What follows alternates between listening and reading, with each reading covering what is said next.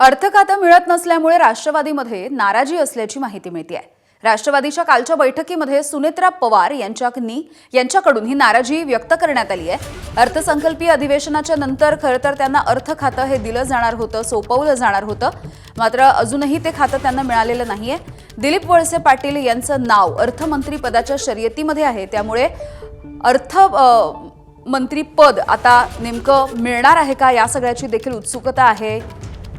दिल्लीमध्ये अमित शहांच्या भेटीपूर्वी सुनेत्रा पवार यांनी आपली ही नाराजी बोलून दाखवल्याचं कळतंय। दिल्लीमध्ये अमित शहा यांच्यासोबत जी महत्त्वाची बैठक होईल त्याच्या आधीची ही सगळी घडामोड, या सगळी पार्श्वभूमी आपण बघतोय।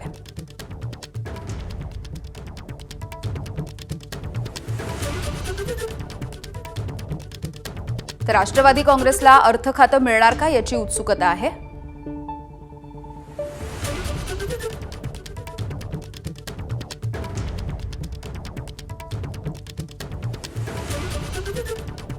दिवंगत उपमुख्यमंत्री अजित पवार यांच्याकडे अर्थ खात्याची जबाबदारी अनेक वर्ष होती, मात्र दादांचं अपघाती निधन झालं आणि त्यानंतर ते खातं राष्ट्रवादीकडे राहील असं म्हटलं गेलं होतं। दरम्यान अजितदादांच्या निधनानंतर अर्थ खातं देऊ असं म्हणाले होते, मात्र अद्यापही ते खातं मिळालेलं नाही अशी खंत आता हसन मुश्रीफ यांनी देखील व्यक्त केली आहे। अर्थ खातं हे आमचं होतं।